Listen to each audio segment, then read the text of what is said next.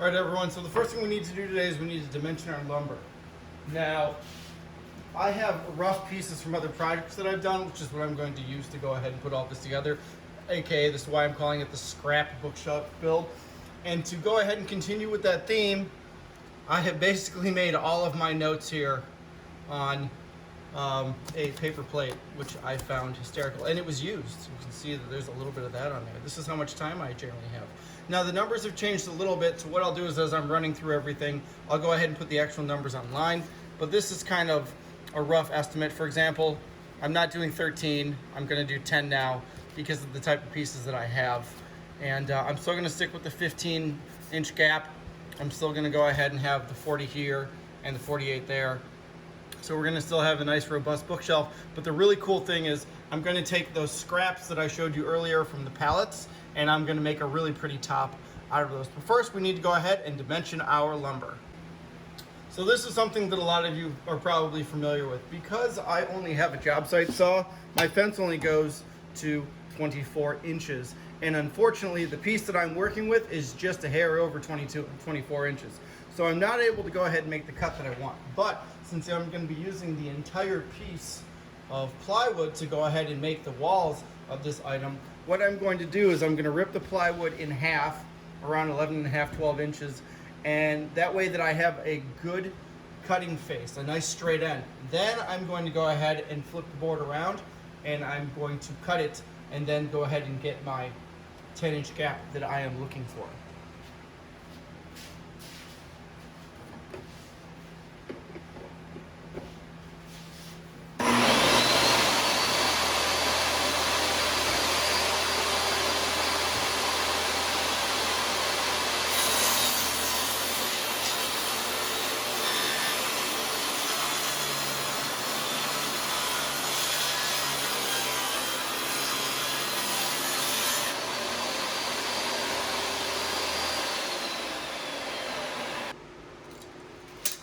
Now I'm going to go ahead and get to my 10-inch mark.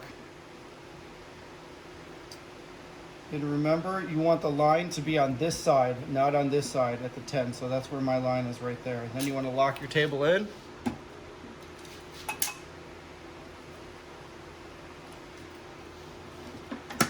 That way she doesn't move.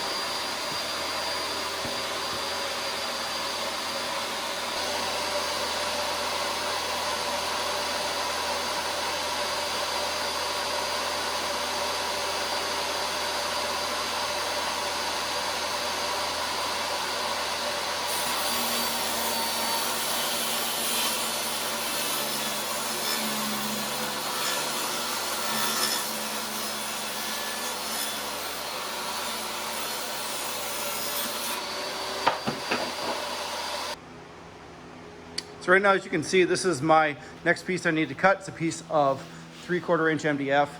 The other was a piece of 3/4 inch pine plywood. And it's all knotted up, but that's okay because this piece is going to get covered in a cladding, so it's not going to matter all that much. So what we have here is we have a 70-inch piece by 32. So I'm going to make a mark at 40, and then I'm going to cut this way. And again, this is why I bring this up. I'm going to have to use a straight edge and a circular saw to go ahead and cut this because my table saw is not going to do it. I don't own a track saw, so that's not going to go ahead and be possible either. What I'm going to do is I'm going to make a mark here. I'll end up coming over here and making another mark here, striking a line, and then getting out my table, which I have right here, clamping it down, and then I'll go ahead and I'll cut this piece off at 40 so that I can then go ahead and make my 10-inch cuts. Because again, this is 32 inches wide. I'm going to make 10-inch cuts. I'll have a little bit left over by the time I am done.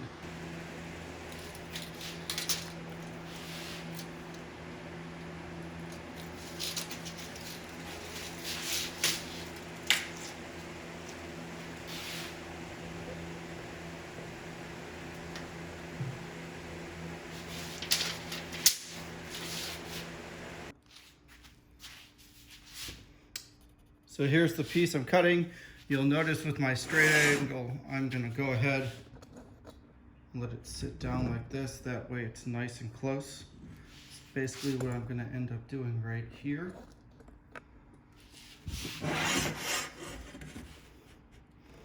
And there's my line. I know that this is straight because I cut this straight beforehand.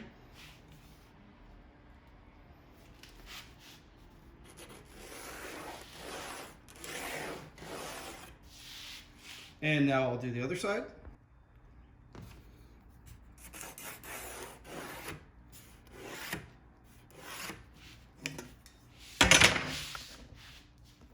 And there's our straight line. So as you'll see, the reason I'm setting up for all this, I have this clamped down so that it can't actually move. But then if you look at my bench top, again, this is all pallet wood that I went ahead and dimensioned myself. Actually, with my dad, he helped me build this. I built it so that if you can see over there, there's the bottom of the clamp holding onto the bottom of the table. I made it so that I could clamp things to this and I wouldn't have to worry about anything moving around. So now what I'm gonna do is I'm gonna take my straight edge, I'm gonna put it on here, I'm gonna measure about 1 inch, that's about 1 inch on my circular saw, and then I'm gonna go ahead and make this cut all the way through. You'll also notice it's not really touching yet. So we're good on space.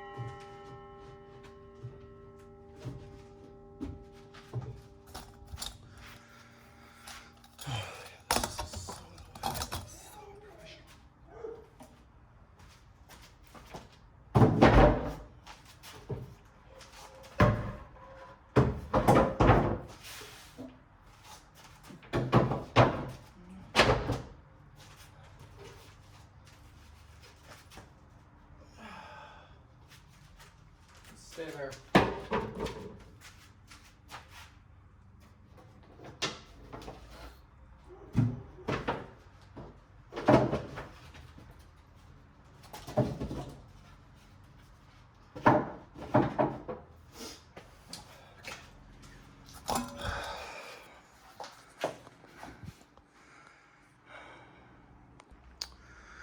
So I'm lucky enough that I started building a miter saw station, and in a couple of my other videos, I'm sure that you saw this, you know, dust collection, my lovely shop vac.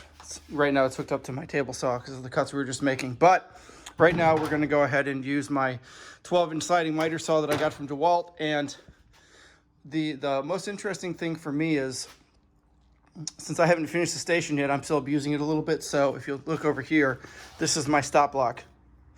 I cut a straight piece of wood, put a bolt in the center of it. I literally just put it wherever I need to go. I drill down and voila, I have my repeatable cut set up. So I'm gonna go ahead and set that up right now. What we're gonna do first is we're gonna make a straight line here, and we're going to go ahead, and we know that this is straight, and I know that my saw blade is straight. So we're going to now go ahead and make a straight cut here, and then we're gonna measure exactly how wide we want it, and then we're gonna go from there. And again, I'll put all of this down on the video right now as I'm talking so that you can see all of it.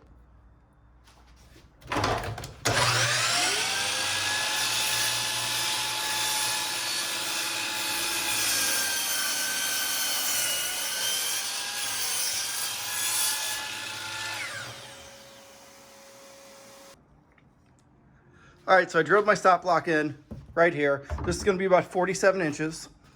And when I did make my cut, I did find out that it wasn't square. Now this side is square. So now we're going to end up cutting the rest of this piece to make sure that the rest of it is gonna be square.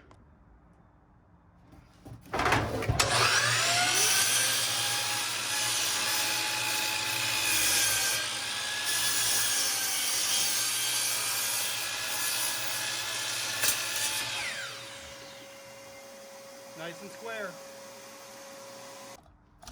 Yes, one more thing. We'll make sure that when you're making this cut, that this is the side that you just aligned, so that you're going ahead and keeping this piece as straight as you possibly can. So that's what we've done right here.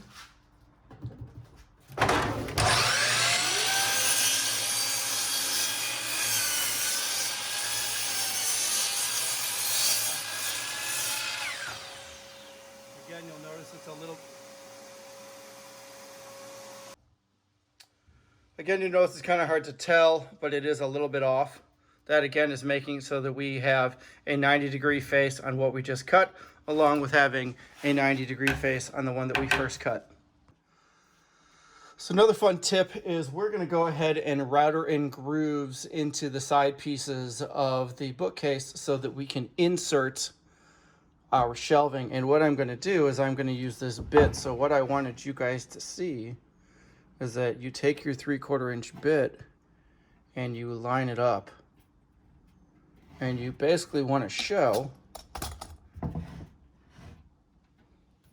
that it's a perfect width. Honestly, setting up on here, it's not sticking out, it's not too much, and it's just a little touch proud so that we can go ahead and get some glue in there and it won't cause us any problems in the future.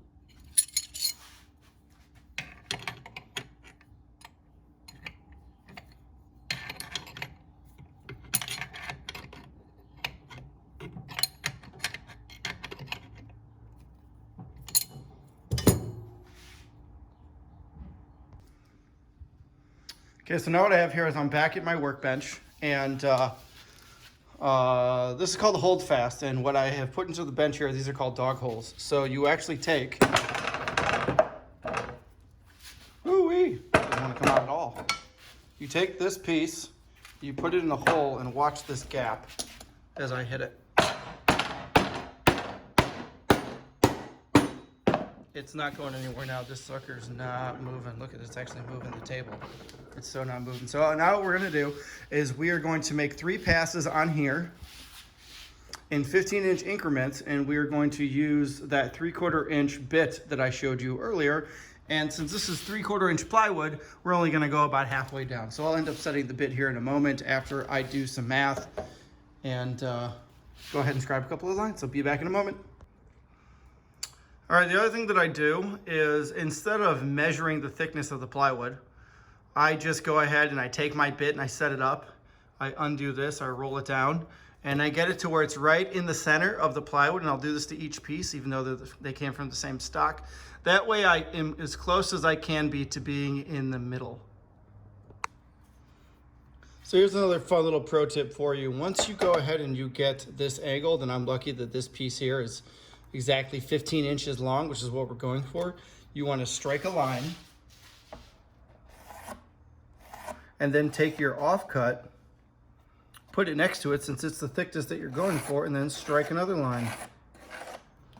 And then you'll have the exact groove that you need to go ahead and route out with your 3/4 inch bit.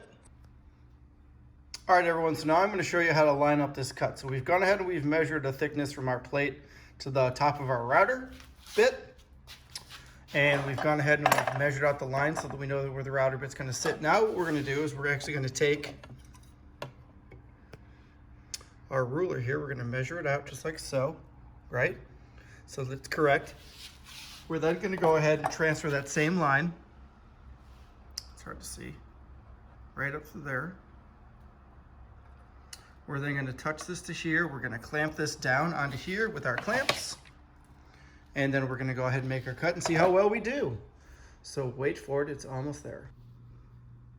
All right, everyone. You can see we got a little bit antsy right here, but most of this cut goes straight all the way through. And it's a good thing I'm putting edge banding on and sanding this because I really don't like that I got that chip out there. But hey, let's go ahead and line up the next one. Okay, so for my last cut, the router was great, but it gave me a little bit of variation here. You can kind of see there, kind of shucked a couple of pieces out. I probably could have taped this, but the way that it's going to be designed, you're not really going to see it. So what I've decided to do is I decided to set up my miter saw. There's a piece back here.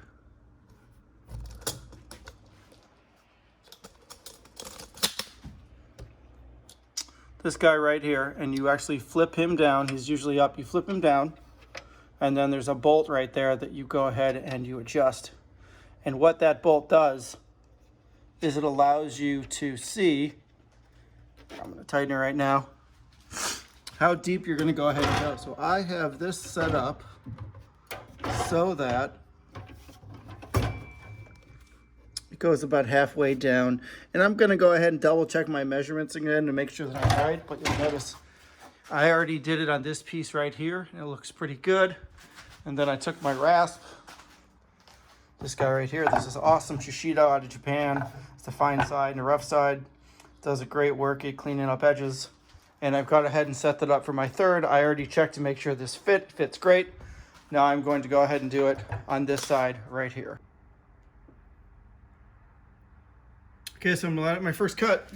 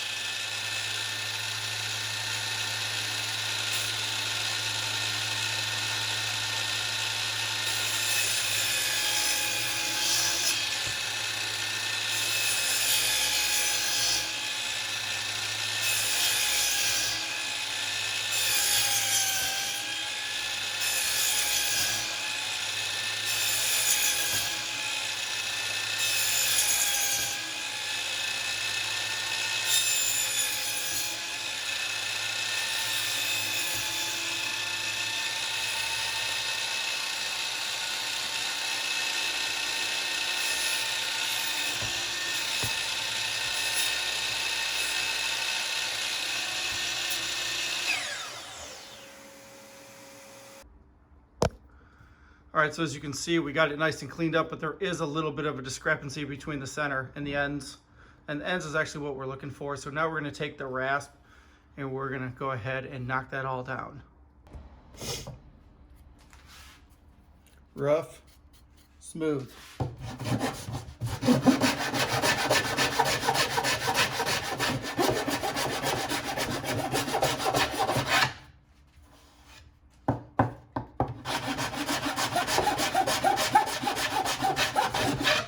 And if you look here, you can kind of see it's almost hitting it there. It's very hard to tell, but I'll pick this up for you so you can sort of see how it's starting to go down already. We're almost done meeting at that edge and edge, so we're just gonna keep going.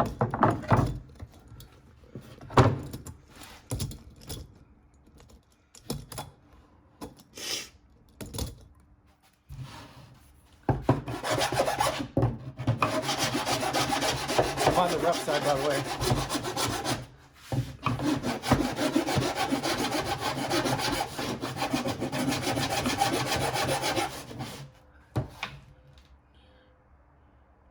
Just about done.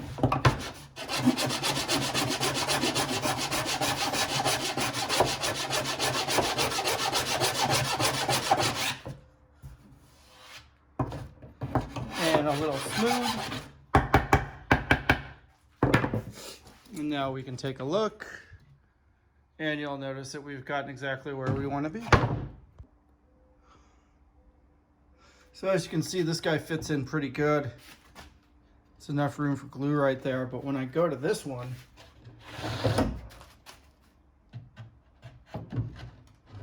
this one has a really hard time fitting in. Like I can make it fit in here, but it's not going to work. So what I'm going to do is I'm going to take that same file I just had, and I'm going to use the smaller side, and I'm going to remove some of this material. That way I can go ahead and get it out of there.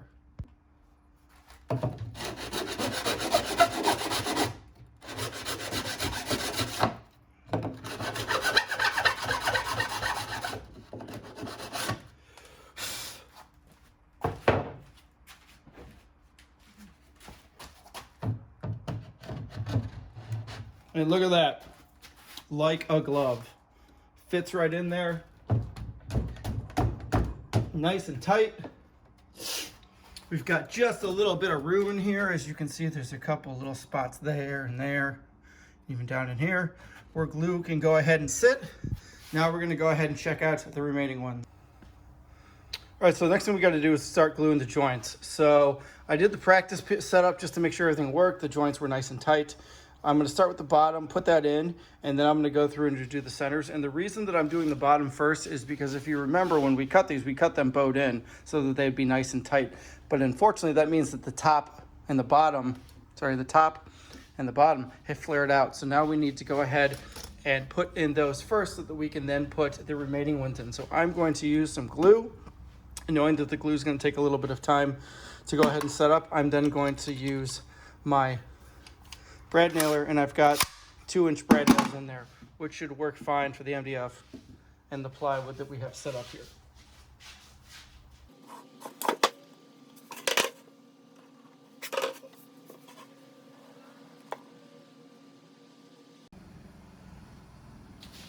All right, so I've gone ahead and glued and brad nailed in this joint here and here. Kind of see it coming out all there. Kind of see it coming out here on the sides. And I got this one. Now the good thing about all of this is that even though these aren't perfect, I'm going to cover all of them with some not edge banding, with some oak or some maple that I have, depending on how much I have. And now I'm going to cover all of them. With some oak, and then we're going to go ahead, and after it all gets assembled, then we're going to paint the sucker. All right, everyone, so I finished going ahead and adding the first shelf. We've got the bottom in. Now we've got the shelf. You'll see it's nice and glued in, and I've got silver brad nail sitting here and here. Then I've got it sitting over down here. And now this is my other daughter. Say hi. Hi. So now together we're gonna go ahead and put the last shelf in here and get this sucker set up and dried so that we can then go ahead and start working on building the top. All right, one more pro tip I'm going to show you. Again, back to our particle board. We need to go ahead and fix this glue joint that's going to be going in there. So again, we take our glue, we add it on here, we kind of rub it in a little bit. We get it all mixed in there so that it dries or starts to clog up all of these porous holes, so that it looks like that. And then we flip it over and we do the other side. And again, we're doing this so that we actually have a good glue joint when we put it in to our next piece.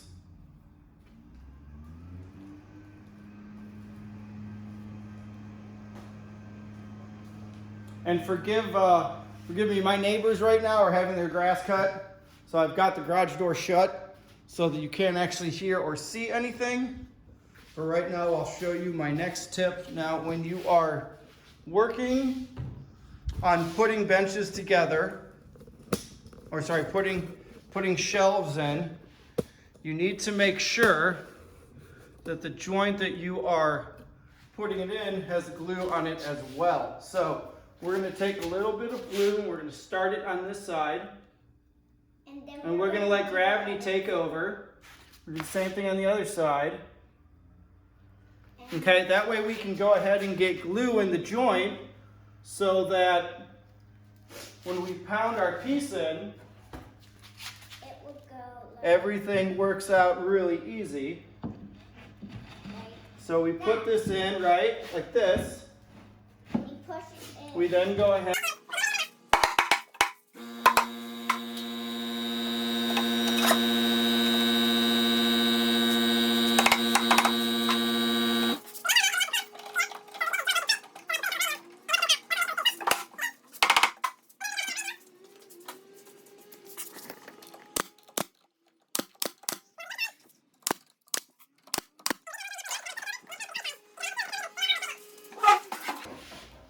Oh, goody, I love it when I'm wrong.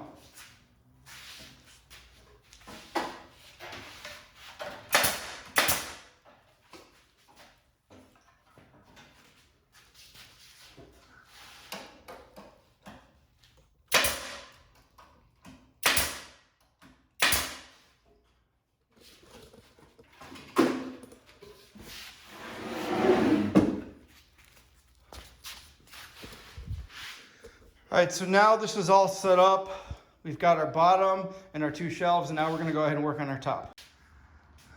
All right, everyone, so we've gone ahead and we've got the frame of our bookshelf done. We definitely have a lot more things to go ahead and do, but it is looking pretty good, our bottom and our top and everything. And again, we're gonna primer this and paint this, and it's gonna be white, but we wanna go ahead and do something fun, so we're gonna do an all wood top. And what I have here is, if you've been paying attention to my channel for a while, you'll know that I just built a pallet wood deck.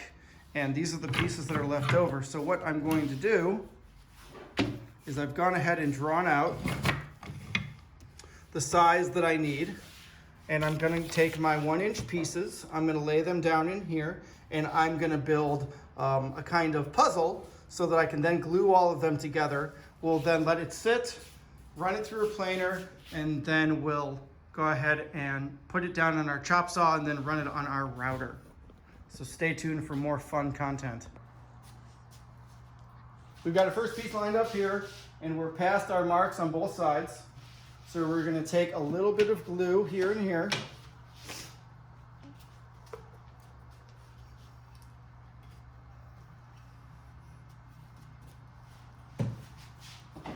And we're now gonna go ahead and brush it on so that it's fully contained on the entire piece. If we need more, we've got more.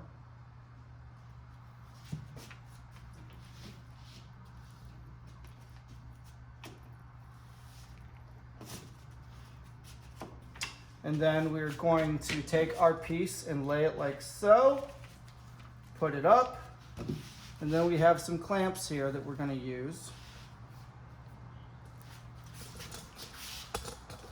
Sorry about that, my daughter is very excited about all of this. We have some clamps here that we're going to go ahead and use to put those things on.